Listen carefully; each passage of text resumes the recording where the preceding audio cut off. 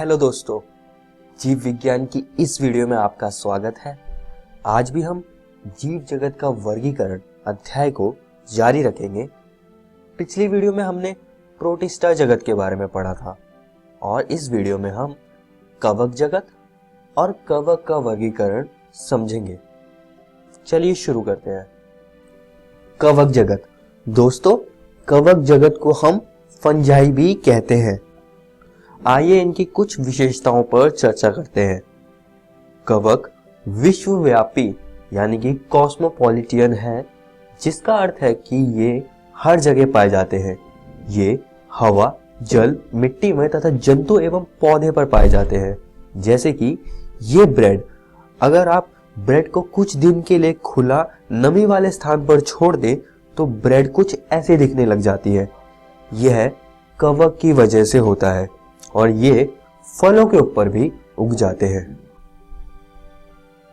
कवक यूकैरियोटिक बहुकोशिकीय होते हैं, लेकिन यीस्ट जो कि कवक जगत का एक सदस्य है वह एक कोशिकीय है। यह यीस्ट का माइक्रोस्कोपिक इमेज है। तो आप देख सकते हैं कि यीस्ट कुछ इस प्रकार का दिखता है और यह बात आपको ध्यान में रखनी है कि वह इकलौता फंजाई का ऐसा सदस्य है जो कि एक कोशिकीय है। आइए दोस्तों, अब कवक की शरीर की संरचना को समझते हैं। जरा यहाँ पर देखिए, यह एक मशरूम है जो कि कवक जगत का एक सदस्य है। कवक तंतुमयी होते हैं। यह पतली लंबी धागे की तरह संरचनाएं होती हैं जिन्हें हम कवक तंतु यानी कि हाइफा कहते हैं। बहुत सारे हाइफा आपस में मिलकर माइसीलियम बनाते हैं। अब दोस्तों, कवक तंतु भी दो प्रकार के होते हैं। पहला है संकोशिकी कवक तंतु और दूसरा है पटीय कवक तंतु। अब दोस्तों आइए इनके बारे में जानते हैं। जो दोस्तों संकोशिकी कवक तंतु होता है, यह बटे नहीं होते यानी कि इसमें सेप्टेट नहीं होता है और यह कॉन्टिन्यूअस ट्यूब्स होती हैं और इनमें बहुकेंद्रीकृत कोशिका द्रव्य होता है। और दूसरी तरफ जो पटीय कवक तंतु होता है उनमें सेप्टेट पाए जाते हैं। तो जिसका मतलब है कि यह कॉन्टिन्यूअस ट्यूब्स नहीं होती हैं, यह विभाजित होते हैं और इनके सेप्टेट में छिद्र होते हैं जिससे कि इनका कोशिका द्रव्य संपर्क में रहता है। और दोस्तों आपको एक और बात फंजाई यानी कि कवक के बारे में याद रखनी है कि इनकी कोशिका भित्ति काइटिन तथा पॉलीसैकेराइड से बनी होती है। आइए दोस्तों अब आगे बढ़ते हैं और कवक जगत की कुछ और महत्वपूर्ण बातों पर चर्चा करते हैं। दोस्तों अधिकांश फंजाई परपोषी होते हैं, जैसे कि ये मृत जीवी यानी कि सैप्रोफाइट्स होते हैं, जिसका सरल भाषा में अर्थ है ये मृत जीवों पर रहते हैं। और दोस्तों कुछ फंजाई परजीवी के रूप में भी रहते हैं, जिसका अर्थ है कि ये दूसरे जंतु और पौधों पर निर्भर रहते हैं। और दोस्तों कुछ फंजाई तो एल्गी के साथ भी रहते हैं जिन्हें हम लाइकन कहते हैं। और दोस्तों लाइकन कुछ इस प्रकार का दिखता है। और दोस्तों कुछ फंजाई पेड़ों के मूल के साथ संबंध बना के रहते हैं, इसे हम सहजीवी संबंध कहते हैं। जैसा कि आप यहाँ देख सकते हैं कि यह फंजाई का बीजाणु है जो कि किसी एक पेड़ की मूल के साथ रहता है। आइए अब आगे बढ़ते हैं और फंजाई में जनन को समझते हैं। फंजाई कायिक विधि यानी कि वेजिटेटिव मीन्स खंडन यानी कि फ्रैगमेंटेशन, विखंडन यानी कि फिशन, मुकुलन यानी कि बडिंग के द्वारा जनन करते हैं। इनमें अलैंगिक जनन बीजाणु से होता है जिसे कोनिडिया अथवा धानी बीजाणु जिसे हम स्पोरेंजियोस्पोर्स कहते हैं अथवा चल बीजाणु जिसे हम जूस्पोर्स कहते हैं, उनके द्वारा होता है। और दोस्तों इनमें लैंगिक जनन निषिक्तांड यानी कि ऊस्पोर्स, एस्कस बीजाणु यानी कि एस्कोस्पोर और बेसिडियम बीजाणु यानी कि बेसिडियोस्पोर्स से होता है। आइए दोस्तों, फंजाई में लैंगिक जनन को थोड़ा विस्तार से समझते हैं। सबसे पहले दो युग्मक जो कि चल अथवा अचल हो सकते हैं, उनके प्रोटोप्लाज्म का संलयन होता है, जिसे हम प्लाज्मोगेमी कहते हैं। कुछ फंजाई में एक मध्यवर्ती द्विकेंद्रिकी अवस्था बनती है, जिसका अर्थ है कि इसमें एक कोशिका के अंदर दो केंद्रक होते हैं।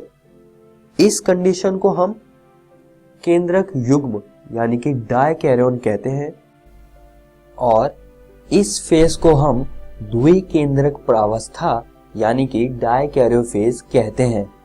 बाद में केंद्र संलयन होता है, जिसके बाद द्विगुणित कोशिका बनती है। इस द्विगुणित कोशिका में मियोसिस के बाद अगुणित बीजाणु का उत्पादन होता है, जो कि बाद में माइसीलियम का निर्माण करता है। तो कुछ इस तरह से फंजाई में लैंगिक जनन के स्टेप्स होते हैं। आइए अब आगे बढ़ते हैं और कवक का वर्गीकरण समझते हैं। ये कवक जाल के आकार की, बीजाणु बनने तथा फलनकाय होने के आधार पर विभाजित किए गए हैं। तो जो सबसे पहला समूह इसका आता है उसको हम कहते हैं फाइकोमाइसिटीज। अब इसको जानते हैं। जरा यहां पर देखिए दोस्तों, यह राइजोपस यानी कि ब्रेड माउल्ड है। यह फाइकोमाइसिटीज का सदस्य है और यह ब्रेड पर उगता है, जिसके बारे में हम वीडियो की शुरुआत में बात कर चुके हैं। अब हम फाइकोमाइसिटीज के कुछ विशेषताओं को जानेंगे। ये जलीय आवासों, गली सड़ी लकड़ी, नम सलीन स्थान अथवा पौधों पर अविकल्पी परजीवी के रूप में पाए जाते हैं। इनका कवक जाल अपटीय तथा बहुकेंद्रिक होता है।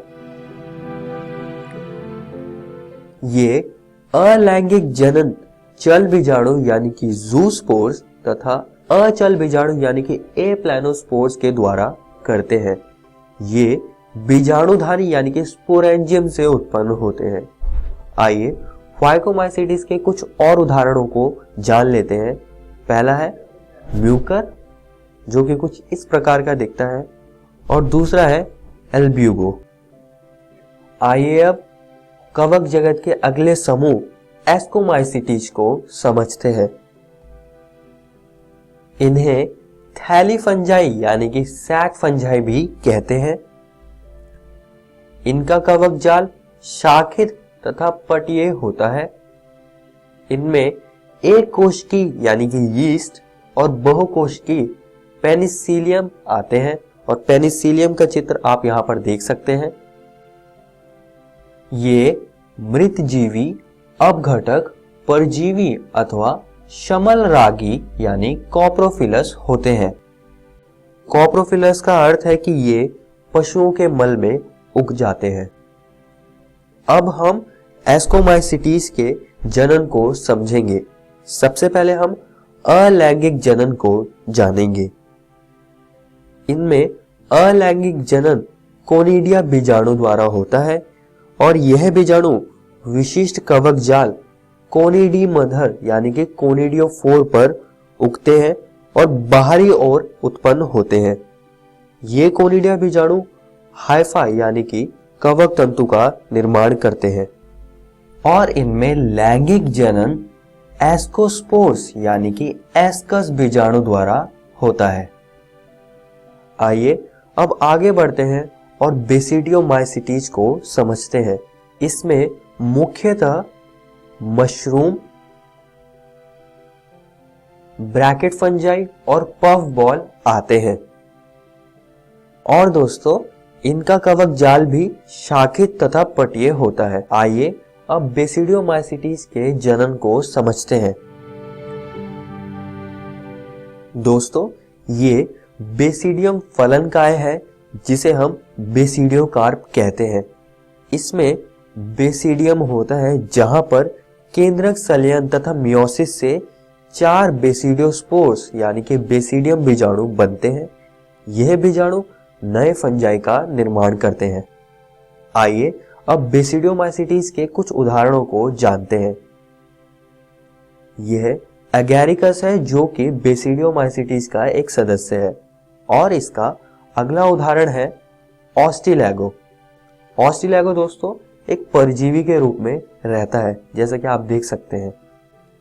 अब दोस्तों हम कवक के आखिरी समूह ड्यूटेरोमाइसिटीज को समझेंगे। आइए इनकी कुछ विशेषताओं को जानते हैं।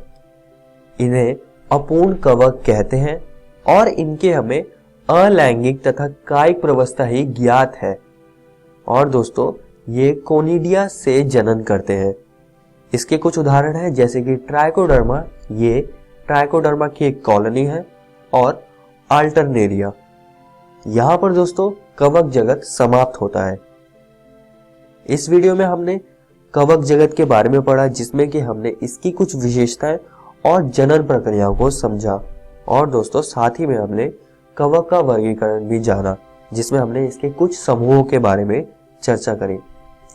दोस्तों मैं आप सभी को बताना चाहूंगा कि आज हमने आपकी एनसीईआरटी किताब का एक जगत फंजाई यानी कि कवक को समाप्त कर लिया है। आप इसको जरूर घर से किताब से पढ़कर आइएगा। अगली वीडियो में हम पादप जगत, जंतु जगत, विषाणु, विरियोइड तथा लाइकन के बारे में चर्चा करेंगे। धन्यवाद।